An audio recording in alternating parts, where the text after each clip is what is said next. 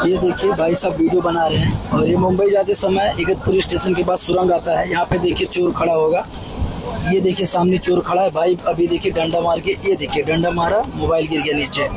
अभी वो लेके रफू चक्कर हो जाएगा। तो आप लोग भी सावधान रहें, कहीं भी सुरंग पड़े, ट्रेन यात्रा करते हुए तो मोबाइल को अपने पास रखें, वीडियो ना बनाएं। ये देखिए मेरे आगे भाई साहब वीडियो बना रहे थे और चोर खड़ा था, डंडा से मारा भाई साहब का मोबाइल जो कि नीचे गिर गया। उसमें कुछ पैसे भी थे और मोबाइल भी इनका चला गया। तो अब सावधान रहें, सतर्क रहें।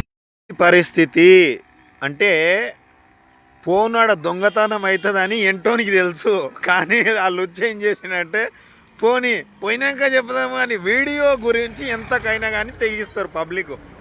అంటే ముందు ఇన్ఫర్మేషన్ ఎవ్వరు ఇవ్వరు, అయిన తర్వాత వీడియో రూపంలో ఇన్ఫర్మేషన్ ఇస్తారు. అది పరిస్థితి.